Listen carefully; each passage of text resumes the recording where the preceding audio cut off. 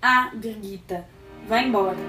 Mas estávamos no quarto, aqui mesmo em Veneza, no hotel localizado numa estreita ruela transversal ao Zateri, e bem perto da pontezinha onde Claire tirou uma foto minha de manhã, quando amarra um lenço em volta dos olhos dela, dando um nó cuidadoso atrás, e, bem de leve no começo, começa a chicoteá-lo entre as pernas abertas. Observo, com uma atenção que eu nunca havia dedicado a nada em toda a minha vida, como ela ergue os quadris para receber o impacto de cada golpe do meu cinto na sua dobra genital. Fale tudo, Birgitta sussurra. E eu falo, num grito baixo e contido, que jamais usei para me dirigir a nenhuma outra coisa ou pessoa. Eu sou a Lívia. Eu sou a Isadora. E esse é o Clube do Livro Erótico, onde a gente vai falar de livros para se ler com uma mão só. Hoje a gente vai falar do Professor do Desejo, que é um livro do Philip Roth, publicado em 1977. O Philip Roth nasceu em 1933, em Newark, nos Estados Unidos. Ele é um escritor judeu, neto de imigrantes russos. Ele tem uma carreira enorme, que vai de 1959 com Adeus Columbus até 2010. O último livro dele é Nêmesis. E ele tem, ao longo dessa carreira enorme, alguns temas que são recorrentes. O sexo é um tema que é muito recorrente nele. Aparecendo o Complexo de Portnoy, que é um dos livros mais famosos dele. Porno, inclusive, é um livro que a gente mencionou quando a gente falou de pornopopeia, porque o narrador cita na hora que ele vai bater punheta com uma lula. A inspiração dele é o Portnoy que bate punheta com o bife de fígado do jantar da família. O tema dos primeiros livros dele, tema do Professor do Desejo, tema de Complexo de Portnoy também, eles são personagens que entram em crise com o próprio desejo. Então eles são personagens muito dominados pelo desejo carnal, mas eles acham que esse desejo não cabe na vida cotidiana. O Philip Roth é um escritor bastante autobiográfico, e aí, por isso, conforme ele vai envelhecendo, os temas dos livros, você nota que eles mudam muito. Então você tem os primeiros livros, essa crise é um tema, e ao longo dos anos o envelhecimento e a podridão, entre aspas, de um corpo que quer sexo começa a ser o tema. É o tema do Animal Agonizante, por exemplo, que é uma continuação do Professor do Desejo. É o mesmo protagonista, só que 40 anos depois. O Professor do Desejo conta a história do David Kepesh, que é um judeu americano, e conta a história da vida dele desde a infância até a vida adulta e desse conflito que ele tem. Ele é criado numa família judaica, ele tem todos os valores de religião, etc. Ele quer seguir a vida como professor, mas ao mesmo tempo ele tem os desejos sexuais dele e ele não sabe como lidar com isso. A parte em que ele começa a entrar mais em contato com esse lado dele do sexo é uma hora em que ele recebe uma bolsa de estudos para ir morar na Inglaterra, e lá ele se envolve com duas suecas, que são a Elizabeth e a Birgitta. Assim como no Amante, que a gente comentou no vídeo do Amante, esse é um livro com uma carga erótica imensa, porque o tema dele é sexo, mas não necessariamente tem muitos trechos descritivos de sexo. E aí, essa é a primeira parte do livro em que realmente o sexo começa a ser descrito. E aí a gente queria ler um pedaço pra vocês, pra mostrar um pouco como é. Mas Birgitta tem desejos que não teme revelar, que tratamos de satisfazer. Sim, sentado diante de Claire, que disse que meu sêmen enchendo sua boca lhe dá a sensação de estar se afogando, que aquilo é algo que ela simplesmente não deseja fazer, relembro a visão de Birgitta ajoelhada à minha frente, seu rosto voltado para cima, a fim de receber o esperma que cai sobre seus cabelos, sua testa, seu nariz. Hair! Ela exclama. Hair! Enquanto Elizabeth, vestindo o penhoar de lã cor-de-rosa e reclinada na cama, observa, com uma fascinação que a imobiliza, o onanista nu e sua suplicante com roupas de baixo. Depois, quando ele volta, ele passa muito tempo sem se envolver com ninguém, até que anos depois ele se envolve com a Ellen, que acaba se tornando a primeira mulher dele. E a Ellen é uma mulher que ele casa basicamente por desejo. Ele sabe que eles não têm nada a ver, ele sabe que não é uma mulher com quem ele gostaria de conviver, mas ele é tão enlouquecido de desejo por ela que ele vai e casa.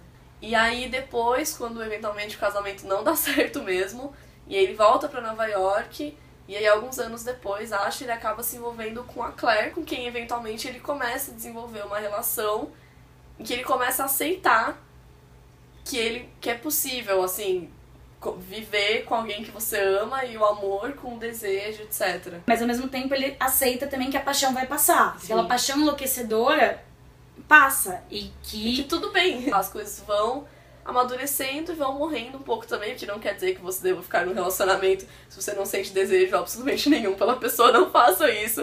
Dica, amiguinhos, não façam isso, não é legal. Clube Livre Erótico também é dica de relacionamento. Mas também não esperem que seja sempre a fase da lua de mel, porque o relacionamento é muito mais do que isso. A gente vai ler o trecho em que ele comenta sobre isso. Naturalmente, a essa altura a paixão entre nós não é mais exatamente o que era naqueles domingos em que ficávamos na minha cama agarrados até as 3 da tarde. A vida mansa rumo à loucura, como Claire certa vez definiu aquelas atividades sôfregas que nos deixavam no fim de pernas bambas, enquanto mudávamos a roupa de cama, nos abraçávamos debaixo do chuveiro e saíamos para tomar um pouco de ar fresco antes que o sol de inverno se pusesse.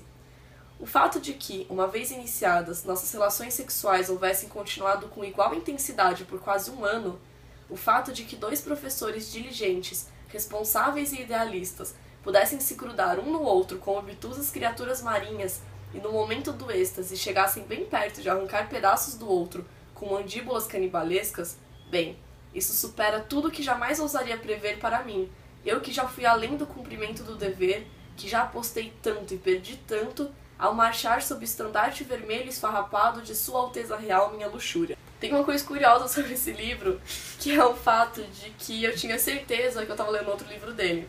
Há algum tempo eu tinha lido sobre um livro do Philip Roth, que ele tinha se inspirado num caso real que tinha acontecido com um amigo dele, e a história é sobre um professor que é acusado de abusar sexualmente de uma faxineira da universidade. Eu tinha certeza que esse livro era o Professor de Desejo. Então quando eu comecei a ler isso aqui, eu falei, isso, eu quero ler há muito tempo esse livro, vamos ler.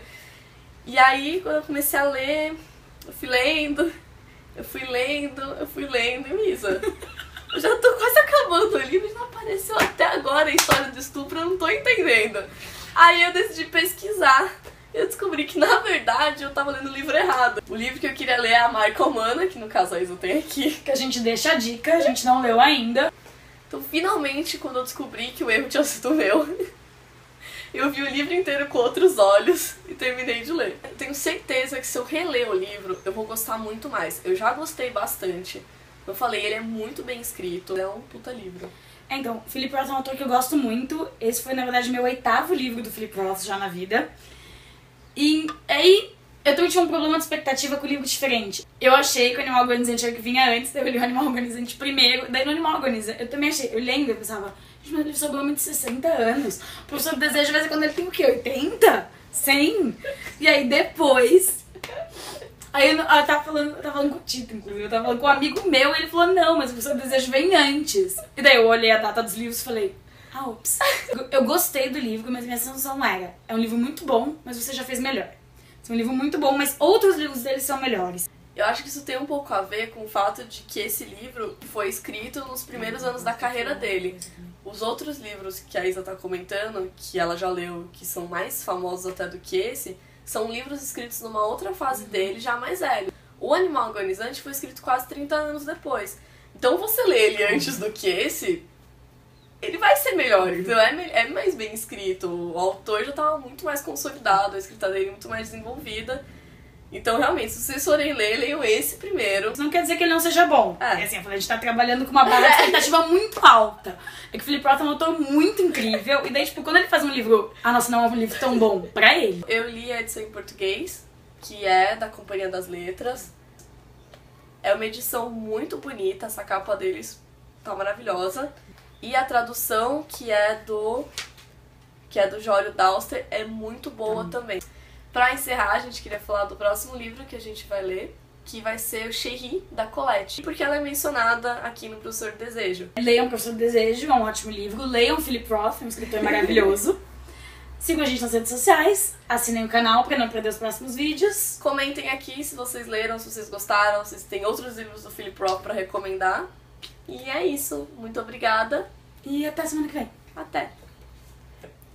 Estabilizando-se.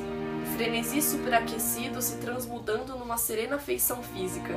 É assim que prefiro descrever o que está ocorrendo com o nosso amor durante esse bem-aventurado verão. Será que posso pensar de forma diferente? Posso realmente acreditar que, em vez de pousar num cálido platô de doce aconchego e intimidade, estou escorregando por um íngreme declive, embora por enquanto ainda longe da caverna fria e solitária onde por fim cairei? Sem dúvida, o leve componente de brutalidade desapareceu de vez. Já ficou para trás a mistura de crueldade e ternura, aquelas sugestões de total submissão refletidas nas esquimosas arroxeadas, o frêmito de lascívia que vem com a palavra chula, sussurrada no auge do tesão. Não sucumbimos mais ao prazer, nem nos tocamos em qualquer lugar. As carícias e os apertões feitos com aquela insaciável insensatez tão alheia ao que somos em outros momentos. Na verdade, já não sou tanto o animal, nem ela é tanto a vagabunda. Nenhum de nós continua a ser o lunático voraz, a criança depravada, o violador de nervos de aço, a vítima indefesa da empalação. Os dentes, antes lâminas e pinças, os dentes dolorosos dos filhotes de gatos e cachorros, são de novo apenas dentes. As línguas são línguas, os membros são membros. O que é, sabemos todos, como deve ser.